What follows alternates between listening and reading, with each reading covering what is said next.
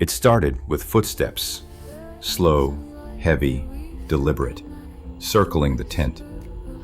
At first, I thought it was an elk nosing around, maybe even a bear. But bears don't move in perfect circles. They don't stop and start when you do. The forest was dead silent, like it was holding its breath. Even the wind had cut out. And then, through the nylon walls of my tent, I heard something that froze me cold. A whisper. Not words I could understand, not really, but a sound that mimicked the way humans speak. A tone that rose and fell like language, but wrong. Like someone learning how to talk, using your voice as a guide. I reached for my rifle. My hands were shaking so bad I could barely find the grip. Whatever was out there wasn't an animal. It knew I was awake. It knew I was listening. And the part that still keeps me up at night is that when I finally stepped outside, there were no tracks, no prints in the dirt, just silence, and the faint smell of pine coming from behind me. That trip was supposed to be simple, just a weekend out in the woods before the first snowfall hit northern Idaho. I'd been hunting since I was 15. You grow up around forests like these, and the sound of the wind through pines becomes something you trust. It tells you when to move, when to wait, and when to head back before dark. This time, though, I went deeper than I ever had.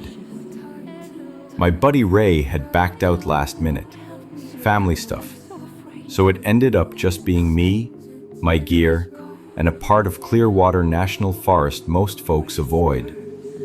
Locals called it the Bend. Not for any river curve or trail shape, but because of the way compasses go crazy once you're a few miles in. I'd heard the stories. Hunters losing their bearings, GPS going blank, people saying they'd hear two sets of their own footsteps echoing behind them. But I'd never been one for superstition. I figured it was cold air, bad reception, and nerves. The woods can play tricks when you're alone. The first day went fine. I set up camp near a ridge that overlooked the tree line, close enough to water, far enough from the road that you couldn't hear another soul. The forest was beautiful in that cold, early winter way. Sunlight flickering through the branches, frost crunching under your boots. Everything smelled like earth and cedar. But even on that first night, something felt different. It wasn't what I saw. It was what I didn't hear.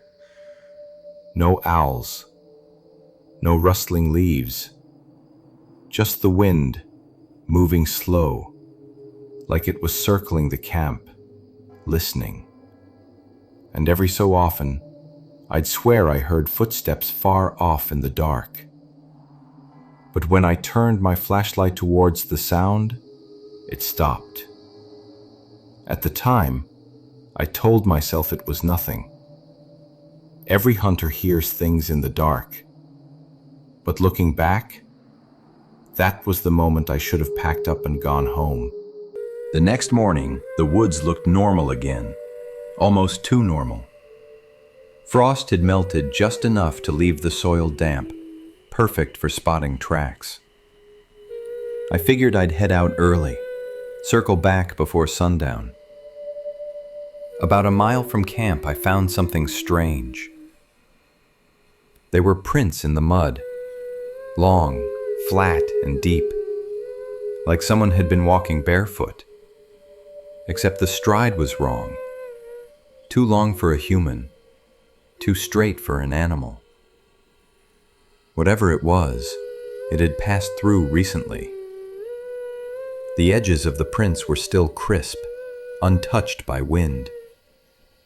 At first, I thought maybe another hunter was out there. But no boot marks. No tire tracks on the old logging road. Nothing. Just those same impressions. weaving between the trees, sometimes vanishing completely where there should have been ground. I followed them for maybe half a mile before realizing something was off. The tracks weren't leading away from my camp. They were circling back. I remember freezing in place, every sense straining. No wind, no movement. But I could feel something. That weight in the air, like you're being watched. It's a real thing, that feeling. Hunters talk about it all the time. The moment when every sound cuts off and your instincts tell you you're no longer the predator.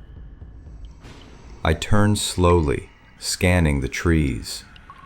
That's when I noticed it. A shape, maybe 50 yards out.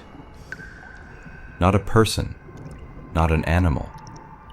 Just tall, still. And then it moved. Not away, not toward me. It shifted sideways, sliding between the trees without making a single sound. I lifted my rifle, blinked once, and it was gone. I stood there for what felt like forever, listening. No footsteps, no crunching leaves, no signs of anything. Just that same smell again. Pine, faint but sharp. Like someone had brushed against me wearing sap and soil. When I finally got back to camp, everything looked untouched. Except for one thing. That night, the woods went quiet again. But not the kind of quiet you get before sleep. This was the kind that presses on you. The fire burned low, the shadows stretched long, and even the wind didn't move the trees. It was like the whole forest was waiting for something. I was sitting in the tent, trying to read by flashlight, when I heard it again. Footsteps. Slow. Rhythmic. Moving just beyond the glow of the fire. At first, I thought it might be a deer nosing around the clearing. But deer don't stop every few steps to listen. And they don't breathe like that. It was close enough that I could hear it dragging air through its throat. Deep. Wet. Like lungs that weren't built for breathing anymore. I froze. Every instinct in me screamed to make noise, to scare it off. But something told me not to. Instead, I killed the flashlight. Darkness. Only the dull red of the dying fire gave shape to the tent walls. Then, a single tap on the nylon, right by my ear. I didn't move. I didn't even breathe. Another tap.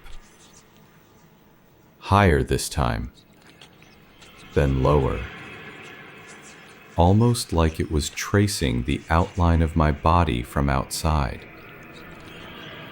And then it whispered, right through the fabric, the same warped mimic of a human voice I'd heard the night before.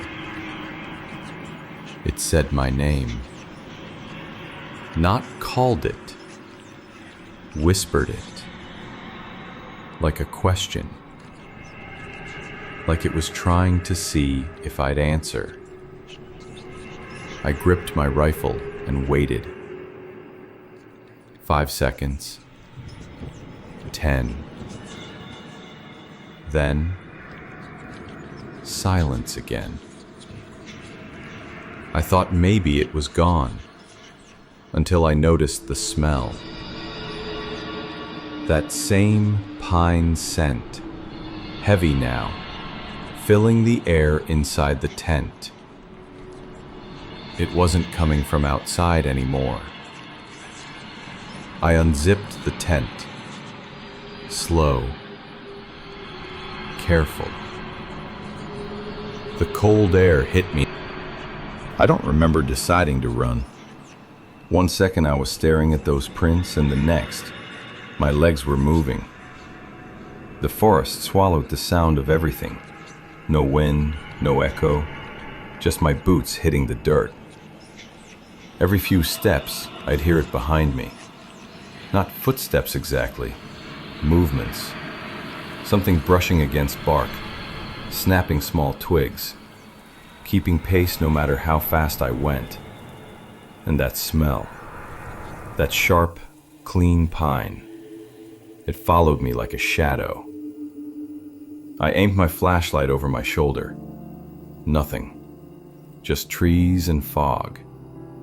But when I turned back, I swear I saw something move between them. Tall, narrow, and wrong. Like the air bent around it. Branches clawed at my jacket, mud sucking at my boots. I tripped once, hit the ground hard, and for a second the world went completely still. That's when I heard it again.